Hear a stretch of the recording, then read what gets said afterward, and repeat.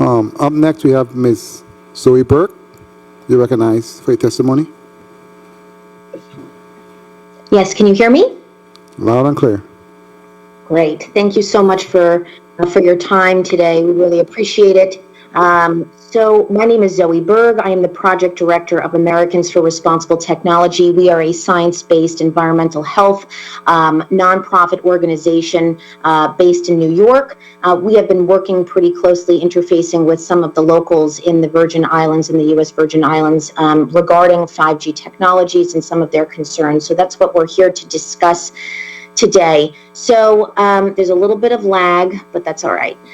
Just wanted to briefly, before I dive into my own presentation here, I just wanted to touch on a couple of quick things that some of our prior testifiers had mentioned. First off, in response to Mr. Tom Bolt, who had said, if public health, safety, and welfare of the U.S. Virgin Islands is not a priority, nothing is. We agree, and that's why we are here today. So we wanted to just briefly touch base also on Ms. Beth Cooley's testimony as well. Ms. Cooley discussed first responders and the FirstNet system and the need for first responders obviously to be connected. Of course, we are supportive of that. We are advocates for wired technology, not wireless, because wired technology is faster, safer, and more secure than wireless can and will ever be. And for the record here, 5G cannot be faster than fiber optics, given that fiber optics are actually providing the service to the antennas themselves. So in response to Ms. Cooley's testimony, yes, first responders obviously do need to be connected, and we rely on them heavily. Interestingly, in 2004, the International Association for Firefighters passed a resolution actually opposing the installation of wireless infrastructure on or near fire stations due to health risks. So that's why, in one respect, we are advocating for wired technology. If the first responders themselves are citing concern, we are concerned as well, and the peer-reviewed independent research that I know Dr. Davis and Theodora, Ms. Garado, and Dr. Haru will discuss later will corroborate that position. Discussing jobs, 4.5 million jobs will be created in the United States, apparently, thanks to 5G. Given that there aren't 4.5 million people in the U.S. Virgin Islands, that data is not particularly relevant, and I have yet to actually see concrete data proving that these numbers are accurate. Yes, so, and in respect to autonomous vehicles, I'm not sure how many of us would be comfortable being in an autonomous car in those very crazy swirly roads in the U.S. Virgin Islands. Probably not the safest. So now I'm going to transition over onto my formal presentation here. Perfect. So as I said, I'm Zoe Berg, Project Director of Americans for Responsible Technology. By the way, we do not have any financial stake in the telecom industry. We are not being paid by the telecom industry to be here. So I just wanted to obviously stick that for the record. So here's just one advertisement that we wanted to at least introduce to all of you, because we are seeing an incredible flood of advertisements promoting 5G. There is another side to every story, and that's the side that we are here to present today. For 5G to work, we're talking about small cell antennas, which are extremely powerful pieces of equipment being installed in very close proximity to where where people live, work, play, where kids go to school. And this is very concerning, as the science will be discussed a little later on this evening. But we just wanted to share that with you, that there's another side to every story. And what the 5G ads aren't telling you is where we are. So this is actually a map of small cell installations in Indianapolis, Indiana. Although Indianapolis is quite different, obviously, from the U.S. Virgin Islands, this is just sort of meant to demonstrate the kind of density, the dense deployments that we're talking about to facilitate 5G. Each of these dots represents a mini cell tower next to where people live and sleep. And it's very concerning. It's kind of a frightening image there. So that's one thing we wanted to at least illustrate. Many communities across the United States that we work with quite frequently have actually passed resolutions addressing 5G wireless and 5G and radio frequency microwave radiation risks, including Coconut Creek, Florida, Hallandale Beach, Florida, Oregon, Indiana, communities in Oregon, Indiana, Tennessee, and many others. So that is just to say that there are many communities that are raising the red flag when it comes to 5G. A lot of members of the community are highly concerned about this technology, and they have reason to be, which again will be discussed in a moment. There are many federal, state, and local actions that have been taken to address 5G in U.S. Congress. You have H.R. 530, which was introduced in the 2019-2020 legislative session by Congresswoman Anna Eshoo, and essentially that bill was to restore local control over deployments of small cell infrastructure in the public rights of way in communities, because the FCC has really gone above and beyond in not so much serving as a regulatory body of the telecom industry, but more as a cheerleader for the industry, really streamlining deployments where they really should not be butting in and bulldozing over the way that local legislators think that they should be deploying technologies in their own communities. You have S-2012, which was introduced by Dianne Feinstein, U.S. Senator Dianne Feinstein, similar bill to Anna Eshoo's. You have the California Senate Bill 649, which was a bill that would have streamlined 4G and 5G wireless facilities, but was actually halted by a veto by the governor after massive public outcry in 2017-2018. Recently, a bill has been introduced in Illinois. That was in 2020. There are a couple of other bills that will be introduced shortly. This one was called the Protect Me from 5G Act. This was Representative Mazzocchi. She basically responded to a huge surge of people across her state and in her own district that were extremely upset that they woke up to see 5G small cell infrastructure, mini cell towers 20, 30 feet from their kid's bedroom window without any prior notification, without any say in the matter. And she was outraged, as you know, many of us are, and so she introduced this bill. New Hampshire actually established a 5G commission, which I know Theodora will be discussing in a little bit, so I will leave that to her. New Jersey actually recently introduced a state bill calling for the establishment of a commission to evaluate the emerging and evolving effects of 5G on human health and the environment.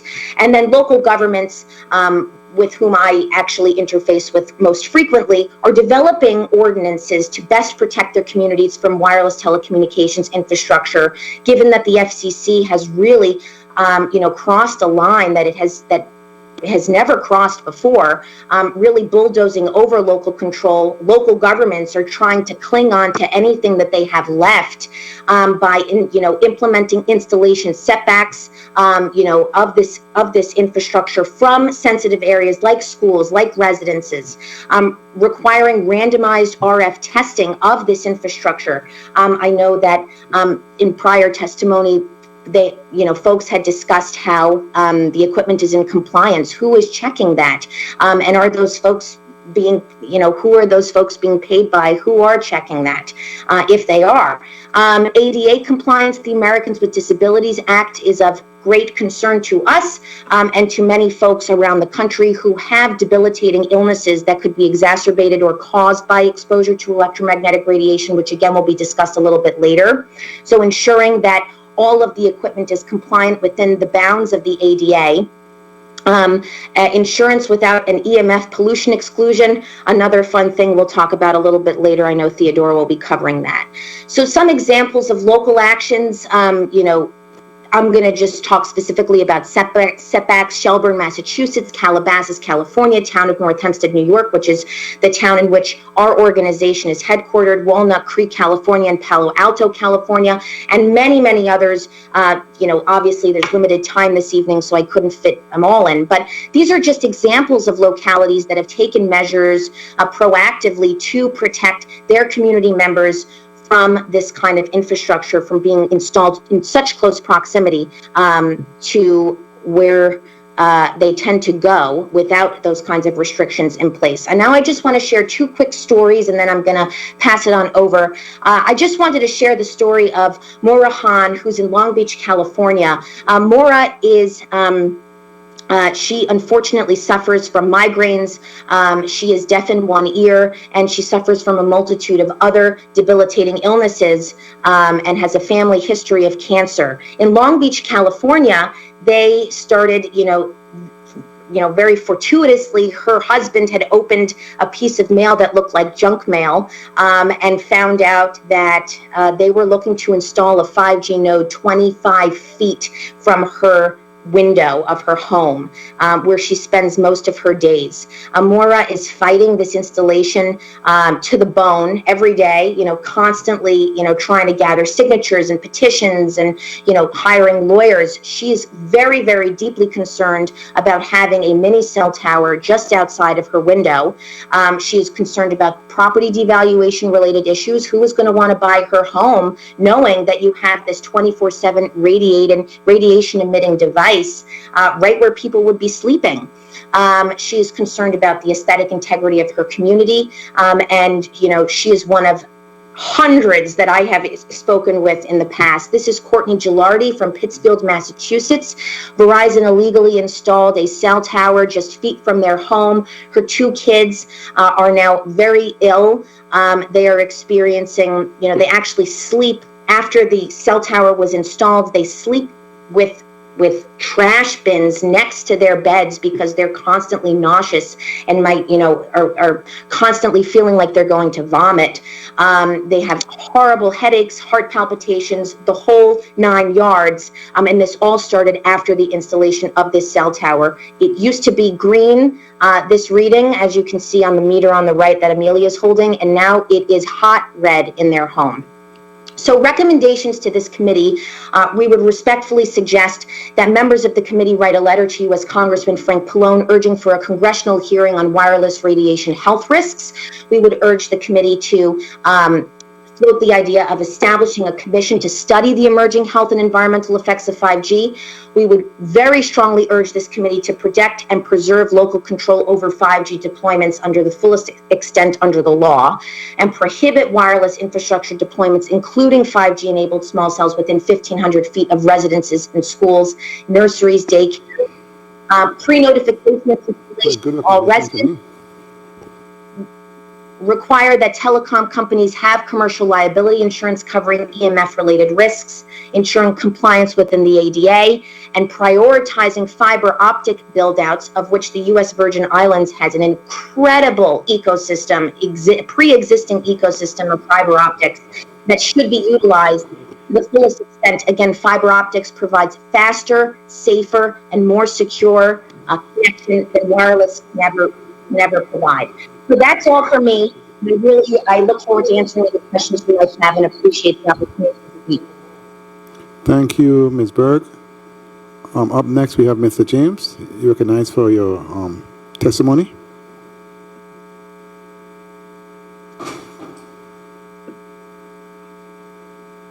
May you proceed, Mr. James? Hello? Yes, we can hear you. You may proceed. Okay. Yes.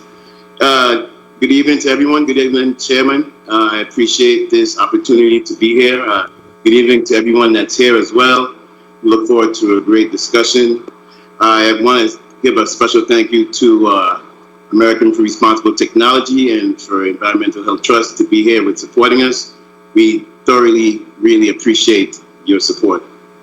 I am going to approach this forum of my discussion from a personal standpoint. For me, being a Virgin Islander, it means a lot. This is my home. And it's being my home, I've seen changes like we've all have seen changes. And some of us are not quite sure what's going on, but we need to have some answers. At this point in this discussion, we can all agree that there is something to be said about the 5G rollout and its dangerous aftermath. What I'd like to do is look at where we are right now and use that as a sort of a benchmark to what's going to happen if we indeed allow for this 5G rollout to occur. I'll start by saying that I would say that with the 5G and the results and I should say not the results, but with the 5G technology, and as we know, it has a lot of health issues that goes with it, from dizziness to insomnia to lack of sleep, from even the more severe cases of cancer. And this is the things that I'm looking at in my community. I had an interesting conversation with a young lady, and she began to tell me about her issues. She has an issue with, she uses a medical implant, and this device, as we all know, a medical implant helps her to moderate her heart rate. Well, in her area, here in Frenchtown, and this young lady's name is Jessica, and she told me that she's surrounded by several smart meters. And now I wasn't exactly sure what smart meters were. I mean, I heard of them and I saw them, but I wasn't too familiar. And I knew they were particularly a digital upgrade from the analog system. Anyway, she began to tell me that with her having this device, it can make her susceptible to radio waves or EMF waves that happen to be in the air. And we all know that there's so many, we're being bombarded, it's all over, especially here in St. Thomas. We're being bombarded with so many digital, wireless, EMF, and RF rays from all over, from things that we use, from the things that are being used in our neighborhoods. But she began to tell me that she's had several issues where she's had rapid heart rates, and she already has a device that helps her with that. Excuse me, Mr. James, can you please yes, sir. Can you please read from the testimony so our colleagues can follow you? I'm sorry, sir? Can you please read from the testimony you submitted to us so we can follow you, please? Oh, yes. I'm so sorry. Thank you. Okay, no problem. So, as I was saying, that just to go back over in terms of what the 5G is, and I kind of skipped over what the 5G is because at this point we all have an idea what the 5G is. I am now talking about smart meters and what smart meters do. Basically, we know that they're an electrical device that sends information from the unit to the utility company.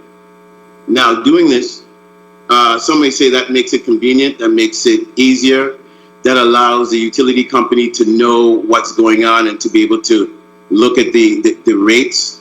But that may be true, but in all actuality, what that actually does is this meter, what it's doing is it spurs out at a heavy rate of radiation, and which is harmful to us, and it's especially harmful to someone that's like Jessica, that does not have that has a pacemaker or device.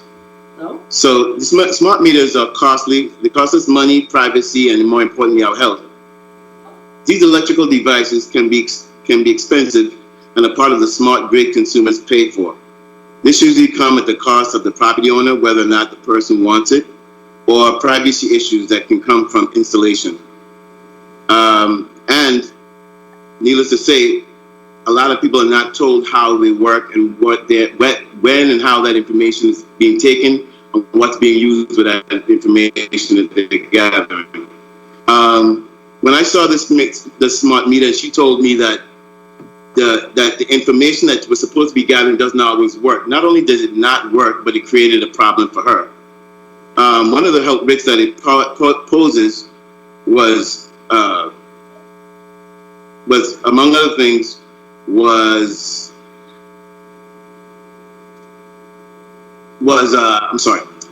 trouble sleeping. It caused symptoms of memory loss, headaches, depression, asthma, and it gave causes palpitations, pain and pressure in the chest, deteriorating vision, pain and pressure behind the eyes. And of course, you can only imagine that these symptoms will only get worse when we do have the 5G rollout. She also told me that her situation also goes a little bit more serious or more dire, because on top of that, she's also suffering from EHS, electrohypersensitivity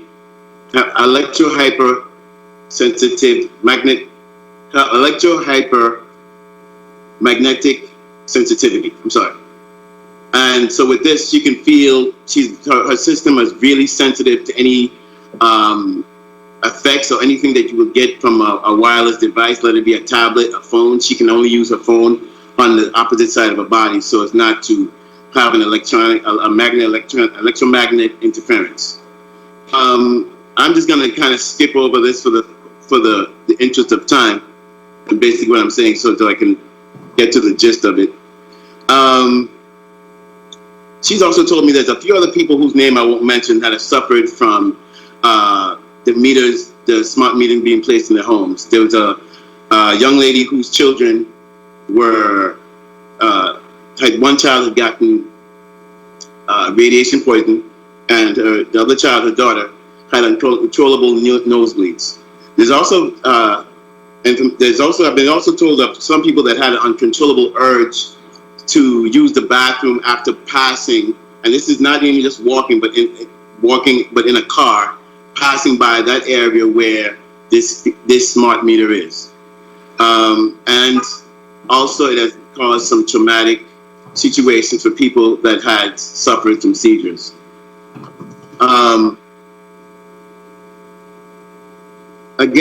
Once again, with these smart meters in our communities, that's sending out RF and EMF radio waves that is really critical to our health. My question is, what happens when we go to the 5G rollout? I had a question that I asked before. Why is it important for us to be able to download a movie or a video in less than 4 seconds than in 6 minutes? I don't think we need it to be done in 4 seconds. But I'll also say, moving on to cell towers, and cell towers on this island, as you can see, there's several cell towers. There's a number of cell towers. There's even more cell towers than there were before, and I can understand these cell towers are there for cell phones use, radio use, as well as TV. But again, they're sending out tremendous amounts of EMF and RF rays that are going to be detrimental to our health. Not to mention when 5G cells are placed on that, which are easy to do, and the general public doesn't have to be notified, doesn't have to be told about it. It doesn't have to be public policy. So with the antennas, there's two things that happen that I noticed here in my Virgin Islands community. I noticed more antennas, and I've noticed antennas that I didn't see before. Some of these areas include, that I've noticed, is Frenchtown, Litterberg neighborhood, which is adjacent to Charlotte Marley High School. There's one that's placed near the tramways. There's several out in Red Hook. There's one on the way to going to John Brewer's Beach. It's probably one of the lowest ones that I've seen. All the same, these soft cells, towers, TV towers, antennas, what have you, are dangerous. For one, because of the radiation that they're emitting, not only to people like ourselves that may be of normal health. You take someone that has a medical implant, you take someone that has an EHS sensitivity issue. On top of that, the property value can decrease by as much as 20%. These neighborhoods and these areas that I saw, especially Litterberg, where I went up to personally and I took pictures of these antennas, are so close to like the neighborhoods. I mean, they're close. As a matter of fact, in Frenchtown, there was one antenna, there's actually two of them, and it seems to be maybe 60 feet, maybe a little bit more from the house. Now, with that said, the person that installed the antenna, I apologize, I was told that the person that installed the antenna said that a year after placing that antenna that close to that building, people will get sick. And lo and behold, people did get cancer. I don't know. I can't say to the extent because I don't have that information, but I definitely can say that these people did get cancer being so close to this, what appears to be this cell tower. As a matter of fact, there might be two of them on one side of the house. But again, I asked our Virginians, with this situation that we have, what are we to do with a 5G rollout? This will only exacerbate the situation more. Once cell towers are built, they can go up 20 feet higher more than they should. Okay, that's something a lot of people don't know. But that's something that's covered in an act, the Middle Class Tax Relief and Job Creation Act of 2012. But moving on beyond that, it's the danger and the property value that will suffer. Property values will drop as much as 20% with an antenna. It is said that there has been people, moving on, I'd say that there have been people living within close proximity to these cell towers, antennas that have gotten cancer. In Frenchtown, like I said earlier, there's an antenna that is located 50 feet from that building. There's also from this two-story building, and a year after the antenna was built, like I said, there was several people that lived in that building and the surrounding areas did get sick and did get cancer. The gas stations, in some cases, were too close to. As a matter of fact, the gas station, like the one that would be Giant gas station across from Pueblo, is another really good example of the abundance of these soft cell towers that are going to be detrimental to our health when the 5G is deployed. I also wanted to say that in terms of the real estate issue, there are about 94%, I would say 94% of the people that, there are 94% of people that would not pay this, how should I say, the 94% of renters and home buyers said they would not, or would have less interest and would pay less for property located near a cell tower or antenna. Moreover, of the 1,000 survey respondents, 79% of them said under no circumstance would they rent or purchase a property within a few blocks of a cell tower. And almost 90% were concerned about the rise in antennas / cell towers that were going up in their neighborhood. They drastically can disrupt the aesthetics of a property, which will go hand in hand with the decrease of a property value. From a health perspective, we know the dangers of the EMF / RF rays being spewed into the atmosphere. And secondly, with the deployment of 5G cells placed on buildings, streetlights, and poles, historic Charlotte Amalie will never look the same again. Its aesthetics with the 5G infrastructure will be ugly, obtrusive, and messy, decreasing the value of one of our main areas of history. Now, could this in essence be a possible violation of historic society as it relates to presenting the aesthetics of our historical architecture?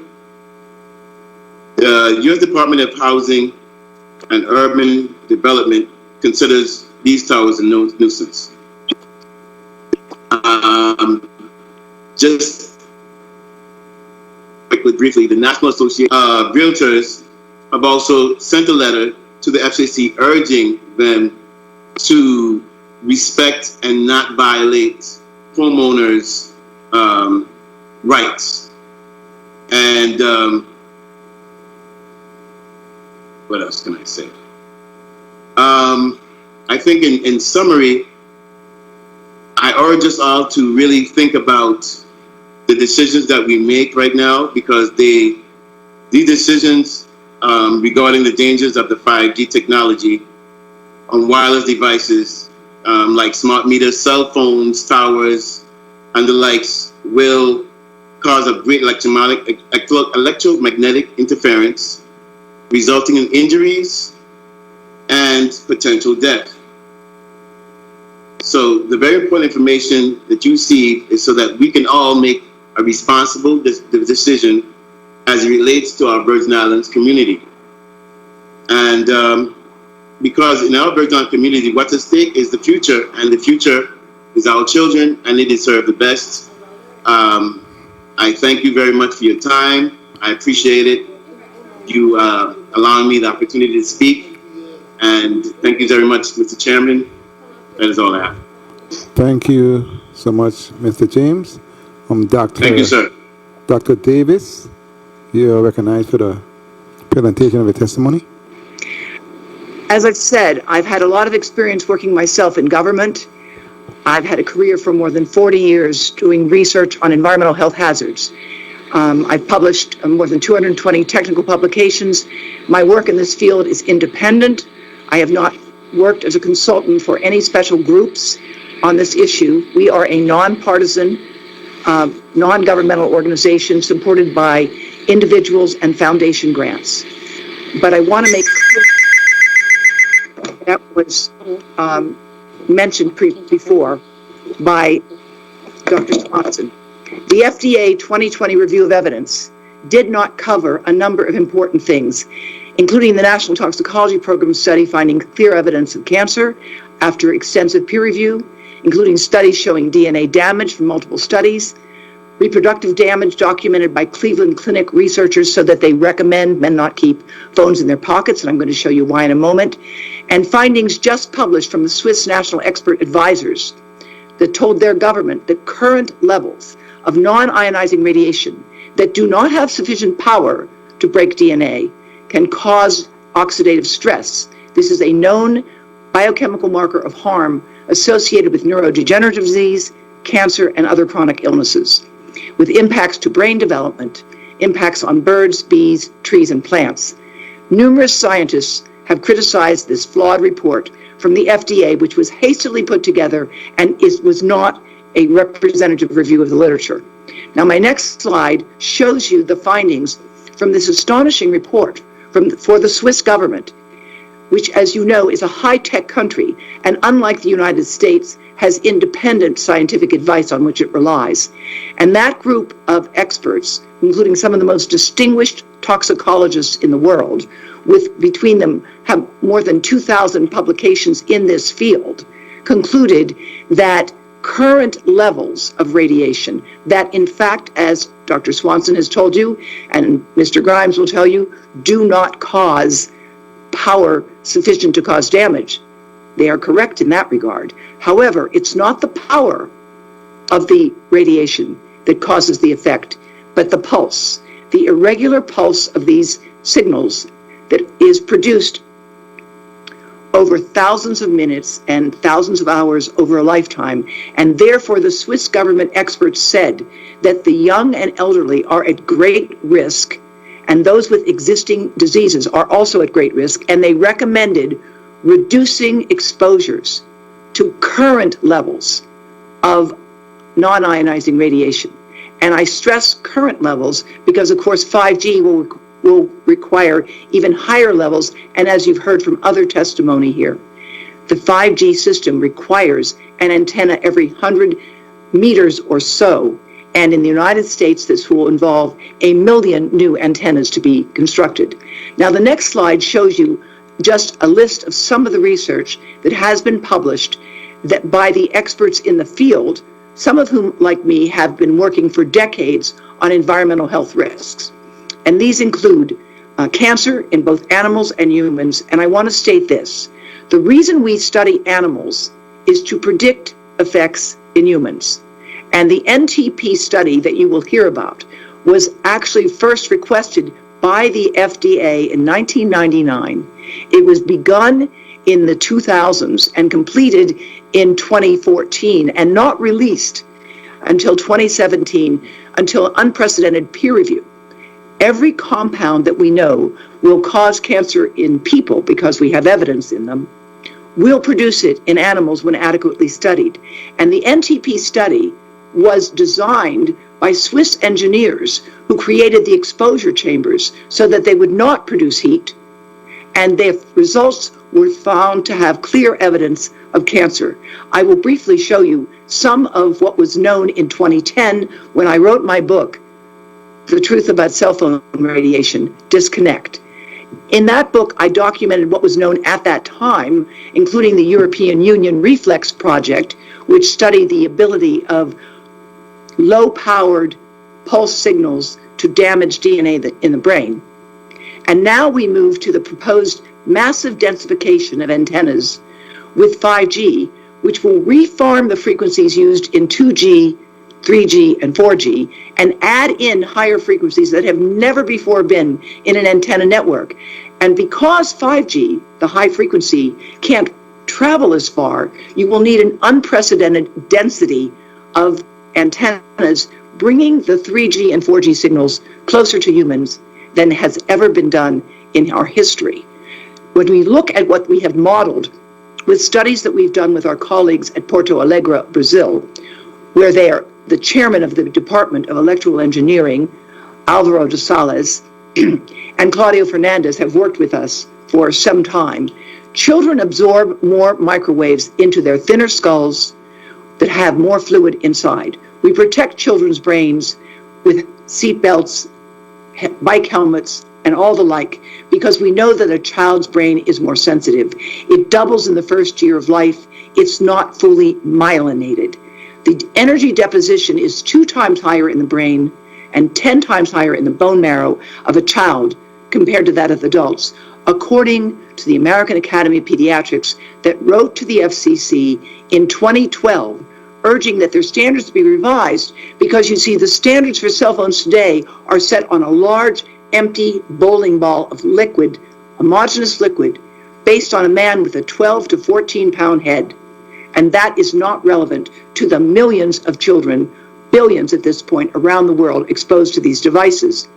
So I am one of hundreds of experts who have published in this field for many years, calling to halt 5G and reduce public health exposure and enact environmental protections. You can look at this list at a later time, but I want to go to the next slide on clearly we know the vulnerability of children, as I mentioned. In addition, their brains, their eyes, their endocrine and reproductive systems. You see how these children are sitting here with iPads in their laps. The iPad is called a tablet because it belongs on a table. It's tested at 12 centimeters, 8 inches away from the body of this large adult guy, not tested for children to use it in this fashion. The next slide shows you something really important, and bear with me because it does involve looking at the cells on the left side. This is a study prenatally exposing rodents. Rodents reproduce in 3 weeks.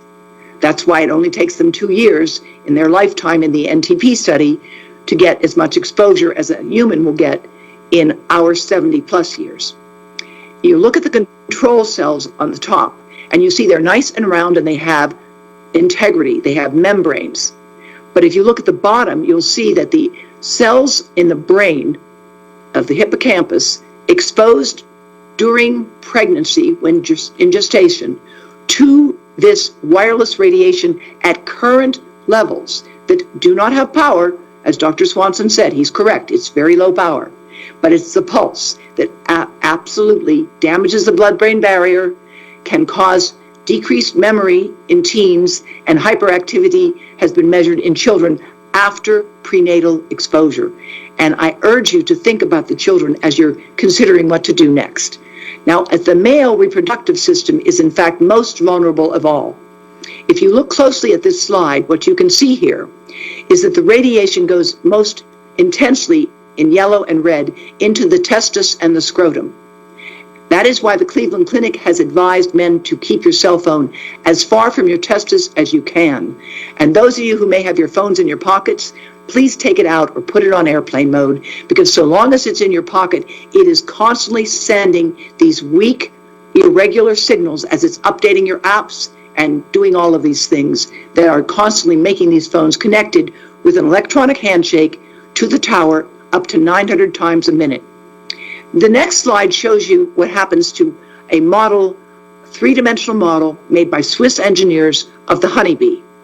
It is the first paper to show that the 5G wireless communication could lead to changes in insect behavior. Resonating, if you look at the two slides on the far right, that's the resonance of the 5G type signal, 24 gigahertz to 120 gigahertz, into the honeybee. And subsequent studies have shown disruption of honeybees. Now, we have 2,000 known pollinating insects.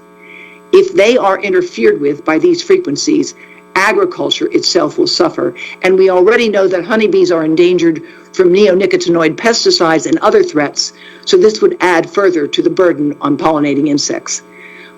This next slide shows you what has happened to trees in a study published in a peer-reviewed journal looking at trees as they are located near to mobile phone base stations. If you look carefully at the crown of this tree, you will see on the left side where the radio frequency radiation was highest, that the tree is having difficulty crowning and pruning.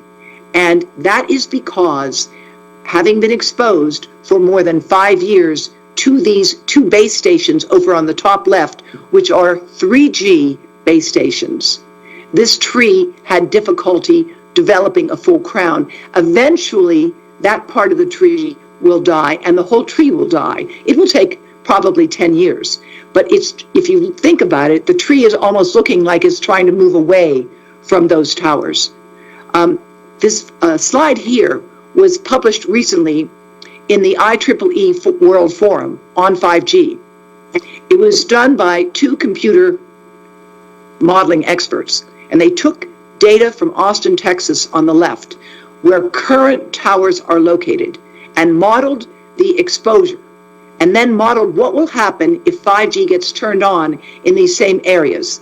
And you can see on the right side the incredible increase in the red intensity there, indicating the proliferation of exposure. And remember this, for a 5G antenna system to work, it's going to have to be able to connect to 3G and 4G, because all of our devices now are using 3G and 4G, perhaps 4G LTE. What that really means is that these 5G antennas include within them the capacity to communicate with all of these other frequencies, which have previously been kept relatively far away from us on the top of buildings and mountains. And now it will bring them, as you have seen from other testimony, right next to your bedroom wall. And according to the FCC's OTARD rule, there will be no objections that can be filed. Now, there's extensive research. I've published some of it. Many of my colleagues have. This is just an example of some of it from the Ramazzini Institute, one of the most respected research institutes of its kind in the world. They found that even lower levels of radiation, like those from a base station, which are low power, except if you're living right next to it, are associated with increased risks in animals. And we have recently published that there is a 4-fold increase in colorectal cancer in young adults in the past decade in the United States and Iran, and recently been informed the same increase is showing up in the UK and Brazil. And we believe that this could be due to cell phones in the pocket, as well as other things. Most importantly, a former director of the Centers for Disease Control, Dr. Christopher Portier, has issued a report, again, very recently, concluding that non-ionizing radiation is plausibly a cause of brain cancer. This is just one paper of many that my colleagues and I have produced, where we say that if you looked at all the evidence today, you would conclude now that cell phone radiation is a cause of cancer in humans. Remember, we test the animals to predict human harm. We look at epidemiology to tell us what the past has done. I hope that you will join with us in seeing that we don't continue with this experiment without more limitations being established. Just one indication from the literature that has been published is a study of blood taken from people who close to cell towers and far away, done under controlled circumstances. The people evaluating the blood had no idea who was who. They found that those who lived closest to the base stations, and this is 3G and 4G, had significant alterations in markers in the blood that indicate increased risk of cancer and other diseases. For example, decreases in glutathione or activities of certain enzymes, superoxide dismutase, that are involved in detoxification. Those things are much worse in people living closer to towers. So we have to also recognize that China has started to turn off 5G at night because people aren't using it, and because the energy demands of 5G are massive, as this study simulation shows. While it's currently quite low in global energy consumption, the energy consumption projected to increase is quite massive. And in China, because as you know, it's an autocratic government, there's an argument going on now between the telecom industry and the energy industry, because the telecom industry says, well, just give us 4 times more energy and we'll solve the problem. I don't think we can do that in more democratic societies. So we certainly concur with our colleagues in the Americans for Responsible Technology. We urge that there be congressional hearings into the FCC. Ask why the FCC includes no health experts. Ask why the FCC was deemed a captured agency by a Harvard Ethics Center review. Ask why the FCC relies on self-appointed, unmonitored group of experts that report to no government, the International Commission on Non-Ionizing Radiation Protection, and ask why the FDA failed to show any evidence of systematic review of all of the submitted papers that were provided in response to their notice of inquiry that was opened in 2013 and summarily closed in 2019. That is, in fact, the subject of our lawsuit that is pending resolution now, where there was a hearing before the D.C. U.S. Circuit Court of Appeals, and you'll hear a little bit more about that from my colleague. If you'd like more information, please look at our website. I'm really happy to talk with you, and I must say, I long to return to the Virgin Islands. Davis, for your testimony. Dr. Heddox, you're recognized for your testimony. Did I put on that right? Thank you very much. Okay. I will attempt to share the screen. If that can go. Please state your name and your... Yes. Yeah, please. Do you see my... Do you see the slide? Yes, we can see, but I'm telling you to place your name for the record and your position. Sure. Thank you. It's an honor to address the representatives of the Virgin Islands. My name is Paul Héroux. I am at McGill University, Faculty of Medicine in Montreal, Canada. There I teach toxicology and health effects of electromagnetism. And the reason why I'm showing this slide about Adam Smith is that Adam Smith was the great priest of capitalism. In other words, he encouraged private industry, which I think is a very good thing, because essentially it creates a lot of dynamism in an economy. And so he claimed that it made all of us more effective and richer, which is very, very nice. But he warned us about the merchants. He didn't want them to take control of society or to take control of especially agencies, for example, federal agencies. He said essentially that you should never listen to the advice of merchants or of the people they recruit about the safety of their product. Some things simply do not change. We have seen this with an innumerable number of agents, such as lead and all sorts of other things. We have a long history.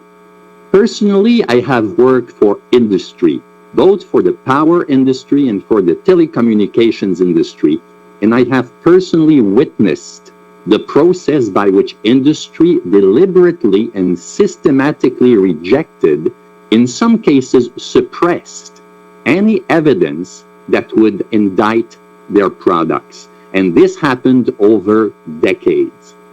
And they used their biased evidence, which they accumulated, to mislead decision makers in most Western countries.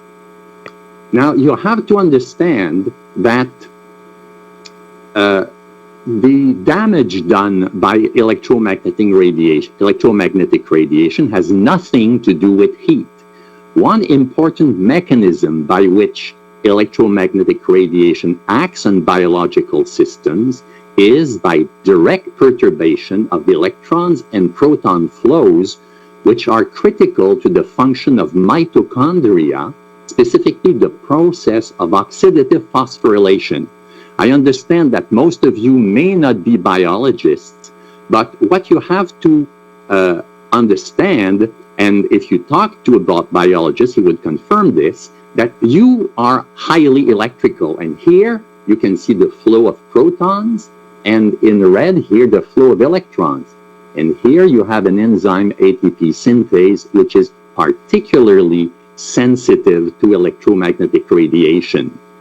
Now, in the case of cellular phones, they have particular properties. One, the arrival of pulse radiation, which came with cell phones, has created a population of sick people in every major country of the world. The reasons why pulsed radiation is more damaging to the nervous system are very, very clear. From the point of view of physics, for a constant radiated energy level, concentration of energy in short pulses increases field values in tissues, allowing reactions with a higher energy threshold to occur. From the point of view of engineering, pulses have a wider bandwidth that makes them more susceptible to disturbing biological steps with different resonances or transition times, some of which combine synergistically. From the point of view of human physiology, biology uses pulses, rate of change signals, specifically for control, separately from slower systems such as hormones, particularly in the brain hypothalamus and pituitary. We call that cytokines. And from the point of view of medicine, the homeostatic process of the human body uses a full bandwidth from the rapid pulses of neurons to the slow waves of the electroencephalogram. And there is very good evidence that the electroencephalogram will absolutely perturb is perturbed by electromagnetic radiation. Now, according to Dr. Leonard Herdal, an eminent epidemiologist and scientist from Sweden, hiding from the public the noxious effects of electromagnetic radiation can be classified as scientific misconduct. And this is because the evidence from the scientific point of view is irrefutable. You have to be highly biased to deny that. Now, there are claims of benefits to the general public from an expansion of wireless. These claims are unsubstantiated and only live in the opinion of the people set to profit from wireless sales. And if you look at this slide, you will see that in red here, I have the deployment of cell phone systems. In other words, this is the years when cell phones were deployed. And this curve is from the US government. And it tracks the essentially the productivity of workers within the US. And you will notice that in the years that wireless was deployed, productivity of workers actually decreased. So in my opinion, all of these wild claims about you're all going to be rich and prosperous and happy with more wireless have nothing to do with reality. If wireless was so great, why didn't we see a great upward bump? We didn't. So, no benefit demonstrated in countries where it has already been deployed. Some people, China, have deployed 5G ahead of you. And what did they find? The energy consumption of the 5G network is such that the Chinese government has been asked to subsidize their energy costs. And you have a quotation from a specialist in information and decision sciences in the University of Minnesota. There's more. The recent Minister of Finance of China, Liu Jiwei, says the existing 5G technology is very immature, hundreds of billions of investment have been deployed, and the operating cost is extremely high. No application scenarios can be found. Forget about the self-driving cars. Forget about the remote surgery. The remote surgery can more profitably be done with optical fiber, and cars don't need to be networked. And it is difficult to digest the cost in the future. Huawei founder and CEO Ren Zhengfei says what people need now is broadband. And the main content of G is not broadband. In fact, human societies do not have an urgent need for 5G. And this is the man selling the stuff. So it is very troubling to have this, I would say, cold shower in relation to this industry. Now, the main problem with 5G is the densification of antennas, as you know. If you allow 5G everywhere, everyone will live within 100 meters of an antenna. I suppose that you have people who already live with cancer in the islands. Well, we have a lot of evidence from human epidemiology and from animal studies of the National Toxicology Program, the Ramazzini Institute, and the Ramazzini Institute study in particular relates specifically to the effects of cell phone towers. And this is backed by a number of older studies that also confirmed the effect of the radiation on cancer. So this is very, very troubling if you're going to deploy more of this radiation. So in terms of cancer, electromagnetic radiation is a fast promoter and a slow initiator. Do not live closer than 1,500 meters from a cell phone tower. This is statistics from one of the biggest countries in South America. And here you see a black line, which is the average probability of dying for a person who already has cancer. And so their study recruited people with tumors. And when a cell tower was installed near their home, they simply monitored what happened to these patients. So if you install 5G, everyone in your islands will be within 100 meters. This is this part of the curve. You notice the distance between this red part and the black part here. You have essentially a 50% increase in your chance of dying as a result of the implantation of a tower in your neighborhood. So I will correct the previous presenter. It's not 1 year that is the optimal period. According to the Brazilians, it's in 2 years. It's about 2 years that it took in their case to kill these cancer patients. So this is extremely troubling, and I don't understand how anybody could deploy a system like that in view of this kind of epidemiological evidence.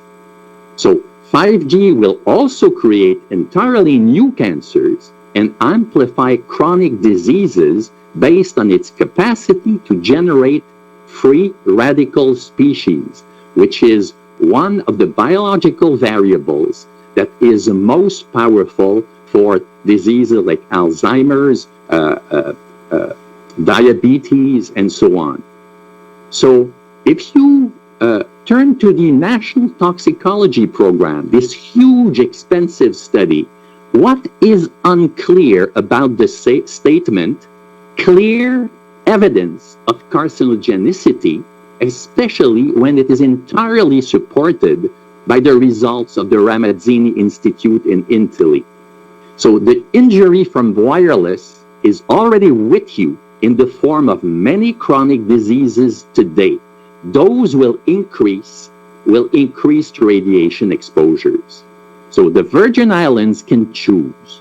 You can choose wideband and optical fiber to the home and business, rather than rely entirely on wireless, which serves the interests of the very few and will damage the health of your population. Thank you very much. Thank you for your testimony, Dr. Heru. Up next, we're going to have Ms. Scarato for your testimony. You may proceed. Thank you so much. I'm just going to share my screen. You can go to our website at ehtrust.org to learn more about our organization. We're a scientific nonprofit. We publish research, educate policymakers, and develop educational programs to raise public awareness. Dr. Davis, who is president and founder, as well Dr. Ronald Herberman, former vice chancellor of the University of Pittsburgh. And please learn more at our website about who we are. So I wanted to start off with important issues regarding liability issues and insurance. Secondary insurance companies refuse to cover 5G and wireless radiation cell towers for long-term damages. They rank the risk as high and compare it in several reports to asbestos. There's been no coverage for most telecom companies in the United States for health or environmental damages for decades now. Most recently, in 2019, there was a report by Swiss Re rating 5G as, I'll quote, off the leash, a high-impact emerging risk affecting property and casualty claims and increasing cybersecurity threats. Wireless companies warn their shareholders of risk, but not their customers, nor the residents who live near the transmitters. And just a quote from Crown Castle, their 10K report from 2020, it actually says radio frequency emissions from wireless handsets or equipment on our communications infrastructure are demonstrated to cause negative health effects. Potential future claims could adversely affect our operations, costs, or revenues. We currently do not maintain any significant insurance with respect to these matters. All the telecom companies that we've looked into have similar yet different statements, but they do talk about the risk from lawsuits and so forth, such as Verizon, Sprint, AT&T. And that is why there is an exclusion for damages from electromagnetic radiation applied as standard across the industry. And in fact, when you buy insurance for your phone, be it from AT&T or Sprint or T-Mobile, they actually define a pollutant as artificially produced electric fields, magnetic fields, electromagnetic fields, microwaves, or other non-ionizing radiation. Now you can read the Harvard report, which details how the FCC, the Federal Communications Commission, is a captured agency, how the U.S. Congress has received millions from industry, and how telecom is using the tactics of big tobacco as to how we got in the situation we're in right now, where it is stated inaccurately that the consensus is that wireless radiation is safe, when in fact hundreds of scientists are calling to halt 5G and to reduce exposure. This is from some materials that we have and there's so much to talk about worldwide, but there are 600 municipalities, for example, in Italy that have resolutions to halt 5G. In France, there were 60 mayors and official petitions to halt 5G. The government of France actually is investigating the health effects and has a report due out soon. In Bulgaria, there are cities that have banned 5G. In India and in many countries actually have much more restrictive allowable levels of radio frequency radiation from base stations such as cell towers in comparison to the FCC, United States, or Australia. As another example of what other countries are doing, many governments measure and publish what the levels of radio frequency radiation are online transparently and in different ways, actually. So not all of these countries are doing it in the same way, but it's certainly more than is happening in the United States, where we don't measure, and the field offices of the FCC that used to do this are no longer functioning to do that. In fact, I heard that in Paris, they have a real-time measurement for their new infrastructure as well related to 5G. Now, the New Hampshire Commission on 5G Health and Environment issued a final report by the majority of the commission, and that was after 1 year of investigation There were 13 commissioners, including members of the House of Representatives and Senate, engineers, and scientific experts. Presentations included the National Institutes of Health and many others, and there were 15 recommendations that they made to the state to protect the public and environment, and as well to reduce public exposure to radio frequency radiation. I'm only going to go over a few of them. They recommended a multimedia campaign by health agencies to educate the public on how to minimize radio frequency radiation, with a focus on pregnant women and children. They recommended measurements of radio frequency radiation levels, and that the measurement numbers be posted for the public, and that 5G structures be labeled. They recommended an independent study of 5G health effects and an environmental assessment on the impact, and that federal agencies with ecological knowledge that they are engaged to develop limits that will protect trees, plants, birds, insects, bees, and pollinators. Something that is very important that I was not aware of when I started on this journey was that the limits we have, the FCC limits, nor ICNIRP limits, nor the EEE recommendations, they were not developed to protect wildlife or the natural environment. They were set only to avoid heating in humans, and there is a substantial body of research that has found levels which are legal impact bees, birds, or pollinators. And I think that the fact that there are not limits that were ever designed to or developed to address the our natural world is a critical gap in accountability. And I can't imagine rolling out something which is going to increase our exposure, and especially birds that perch on antennas, and our pollinators so important to agriculture. The New Hampshire Commission also recommended establishment of wireless radiation-free zones, and that the medical community develop protocols and protections for people who are harmed, that there be the deployment of fiber optic cable to homes, and also wired connections inside homes, such as how my setup is right now, where I'm connected to a wire that goes out to outside my home, where it is connected with fiber optic cabling. It's very fast.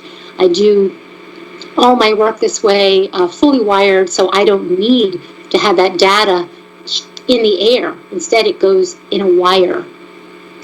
The World Health Organization is often brought forward. I'm not talking about IARC, but rather the EMF project, which has fact sheets online. However, Dr. Hardell documents in several articles, actually, the industry ties to the ICNIRP as well as the World Health Organization EMF project. And I would recommend taking a look at this very important publication, World Health Organization and Radio Frequency Radiation, a hard nut to crack, detailing that. Now, I have, and many scientists have written a letter to the WHO EMF project. So when you look up fact sheets on wireless, you might go to the World Health Organization, again, not the International Agency for the Research on Cancer, which is a separate organization of the WHO. And those fact sheets lack transparency. We have asked who wrote them, when was the last review done by the WHO EMF project, and the information that's on their website states that there has not been a monograph since 1993 by that group within the WHO. So those fact sheets lack recent review for sure. The EPA has not evaluated the effects to birds, bees, trees, or humans. In fact, a letter from the Lee Ann B. Veal, the Director of Radiation Protection at the U.S. EPA, to me, and I can send you the letter as well, where they document that they have no funded mandate on this issue.